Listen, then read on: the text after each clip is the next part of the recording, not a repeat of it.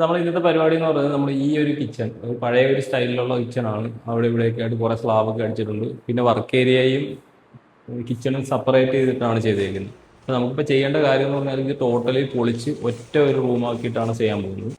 അപ്പോൾ നമ്മുടെ work complete ആയിട്ടുണ്ട്. ഇതാണ് ഈ ഒരു സെറ്റപ്പിലേക്കാണ് നമ്മൾ അതിനെ കൺവേർട്ട് ചെയ്തെടുത്തേക്കുന്നത്. അടിപൊളിയായിട്ടാണ് സെറ്റ് ചെയ്തേക്കുന്നത്. നമ്മൾ ടോട്ടലി സെൻട്രലായിട്ടാണ് നമ്മുടെ ഫുഡ് ആൻഡ് ഹോബ് സെറ്റ് ചെയ്തേക്കുന്നത്.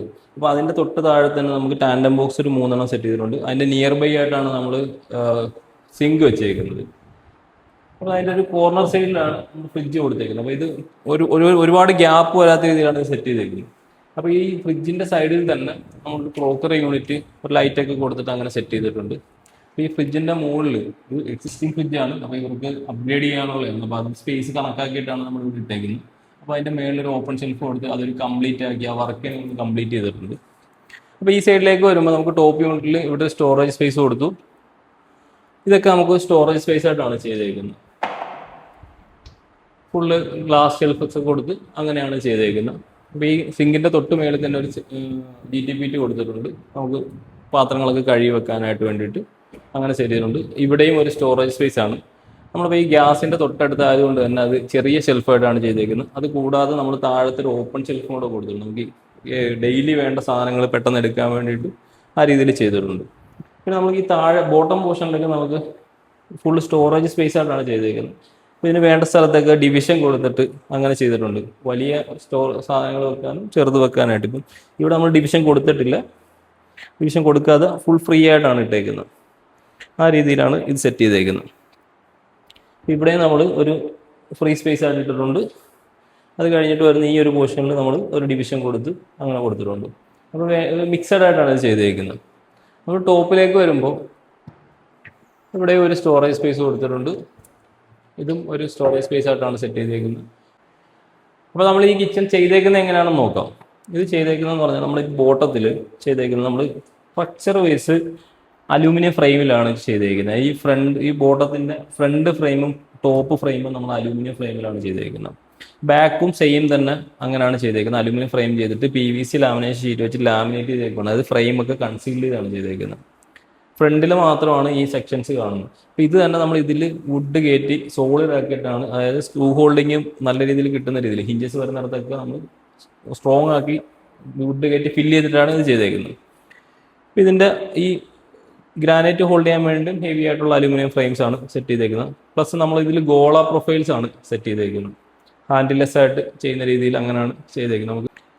നമ്മൾ ഈ ഫ്രണ്ടും ബാക്കും ടോപ്പും അലൂമിനിയം ഫ്രെയിം ചെയ്തതിന് ശേഷം ഈ ഫ്ലോർ ഏരിയ നമ്മൾ ടൈൽസിലാണ് ചെയ്തേക്കുന്നത്. ഇത് നമ്മുടെ ഈ ഫ്രെയിമുമായിട്ട് ലെവലായിട്ട്, സാധാരണ അലൂമിനിയം ചെയ്യുമ്പം ഇവിടെ ഒരു കുഴിയായിരിക്കും ഉണ്ടാകുന്നത്. ഈ ഫ്രെയിം പൊങ്ങി നിന്നിട്ട് ക്ലീനിങ് ഒക്കെ ബുദ്ധിമുട്ടായിരിക്കും. അത് ഒഴിവാക്കിയിട്ട് നമ്മൾ ഒറ്റ ലെവലായിട്ടാണ് ഈ ടൈൽസ് ചെയ്തേക്കുന്നത്. പിന്നെ വേണ്ട പാർട്ടീഷൻസ് കാര്യങ്ങളൊക്കെ നമ്മൾ HDHMR അത് സെറ്റ് ചെയ്തേക്കുന്നത്. അപ്പോൾ അങ്ങനെയാണ് ഇത് താഴെ ഒരു ഏരിയ വരുന്നത്. പിന്നെ ഇതിൻ്റെ ഡോർ സൈഡിലേക്ക് വരുമ്പോൾ ഇത് പ്ലൈവുഡിൽ മൈക്ക ഒട്ടിച്ചിട്ടാണ് ചെയ്തേക്കുന്നത്. അത് തന്നെ ബാൻഡിങ് ഒക്കെ നമ്മൾ ഫുള്ളി മെഷീൻ വർക്കാണ് ചെയ്തേക്കുന്നത്. അതിൽ ബാൻഡിങ് ഒക്കെ 2mm എഡ്ജ് ബാൻഡ് കൊടുത്തിട്ട് കോർണർ റൗണ്ടിങ്ങും എഡ്ജ് കർവിങ്ങൊക്കെ കൊടുത്തിട്ട് ആ ഒരു ഫിനിഷിലാണ്. അതുകൊണ്ട് തന്നെ ഒരു പക്ക ഒരു പ്രീമിയം ലുക്ക് നമുക്കിതിൽ കിട്ടും. ഈ ഒരു ഫിനിഷിലാണ് ഡോർ വരുന്നത്. ഇൻസൈഡ് നമ്മൾ ലിനൻ ലൈനർ കൊടുത്തിട്ട് out side mica customer select ചെയ്ത മൈക്കയാണ് പേസ്റ്റ് ചെയ്തേക്കുന്നത്. ഫുള്ളി മെഷീൻ വർക്കാണ് ചെയ്തേക്കുന്നത്. നമ്മൾ ഈ ടോപ്പ് യൂണിറ്റ് ചെയ്തേക്കുന്നത് നമ്മൾ പ്രീലാമിനേറ്റഡ് HDHMR ഇൻസൈഡ് കർക്കേസ് ചെയ്തിട്ട് ഡോറുകൾ മാത്രം നമ്മൾ സെയിം പ്ലൈവുഡിൽ മൈക്കയിലാണ് ചെയ്തേക്കുന്നത്.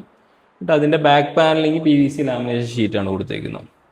അപ്പം ഡയറക്റ്റ് ഭിത്തിയായിട്ട് മുട്ടുന്ന ഏരിയ ഫുള്ള് നമ്മൾ PVC ഷീറ്റ് കൊടുത്തു. പിന്നെ ഗ്ലാസ് ഷെൽഫാണ് നമ്മൾ ഡിവിഷനിങ്ങിന് വേണ്ടി കൊടുത്തേക്കുന്നത്. പോളിഷ് ചെയ്ത 8mm ഗ്ലാസ് ആണ് കൊടുത്തേക്കുന്നത്. വലിയ ഏരിയയിലേക്ക് നമ്മൾ 10mm ഗ്ലാസ് ആണ് കൊടുത്തേക്കുന്നത്. അപ്പോൾ ആ ഒരു ലെവലിലാണ് നമ്മുടെ ഈ വർക്ക് കംപ്ലീറ്റ് ചെയ്തേക്കുന്നത്. നമ്മൾ സിങ്ക് ഏരിയയിൽ നമ്മൾ ഗ്രില്ല് കൊടുത്ത് അതിൻ്റെ എയറേഷൻ ക്ലിയർ ചെയ്തിട്ടുണ്ട്. ആ രീതിയിൽ അത് സെറ്റ് ചെയ്തിട്ടുണ്ട്. പിന്നെ നമുക്ക് ഈ ഒരു ക്രോക്കറി യൂണിറ്റ് ചെയ്തേക്കുന്നത് ഇതിൻ്റെ ഗ്ലാസ്സിൽ ഫുള്ള് ലൈറ്റ് കൊടുത്ത് ആ രീതിയിൽ സെറ്റ് ചെയ്തിട്ട് 5mm ബ്ലാക്ക് ഗ്ലാസ് ആണ് നമ്മൾ ഡോറിന് കൊടുത്തേക്കുന്നത്. അത് അലൂമിനിയം ഫ്രെയിമിലാണ് നമ്മൾ ഈ ഗ്ലാസ് സെറ്റ് ചെയ്തേക്കുന്നത്. ഇൻസൈഡ് ഫുള്ള് ഷെൽഫുകൾ വന്നേക്കുന്നത് ഫുള്ള് 8mm ഗ്ലാസ്സിലാണ് സെറ്റ് ചെയ്തേക്കുന്നത്. ആ രീതിയിലാണ് ഈ ക്രോക്കറി യൂണിറ്റ് സെറ്റ് ചെയ്തേക്കുന്നത്. അപ്പോൾ നമ്മുടെ ഈ കിച്ചൻ്റെ സൈസ് വരുന്നത് 5.80 ലെങ്ത് വരുന്നത്, 3.15 വിഡ്ത്ത് വരുന്നത്. നമുക്ക് വേണം ഇത്രയും ലെങ്ത്തുള്ള കിച്ചണിൽ വേണം സെൻട്രൽ യൂണിറ്റ് ഒക്കെ ചെയ്യാൻ ഓപ്ഷൻ ഉണ്ട്. കസ്റ്റമർക്ക് ഈ ഫുള്ളായിട്ട് ഒരു സി ഷേപ്പ് മതി എന്ന് പറഞ്ഞുകൊണ്ടാണ് ഈ രീതിയിൽ ചെയ്തേക്കുന്നത്. അപ്പോൾ ഇത്രയും കാര്യങ്ങളാണ് നമ്മൾ ഈ കിച്ചണിൽ ചെയ്തേക്കുന്നത്. അപ്പോൾ ഈ വർക്കിനെ കുറിച്ചുള്ള നിങ്ങളുടെ അഭിപ്രായങ്ങളും നിർദ്ദേശങ്ങളും കമൻറ്റായിട്ട് രേഖപ്പെടുത്തുക. ഇതിനെക്കുറിച്ച് കൂടുതൽ ഡീറ്റെയിൽസ് അറിയാൻ വേണ്ടി നമ്മുടെ താഴെ കാണുന്ന നമ്പറിൽ കോൺടാക്ട് ചെയ്യുക. ഇതുപോലുള്ള വീഡിയോസിനായി നമ്മുടെ പേജ് ഫോളോ ചെയ്യാൻ മറക്കണ്ട. മറ്റൊരു വീഡിയോ വീണ്ടും കാണാം. താങ്ക്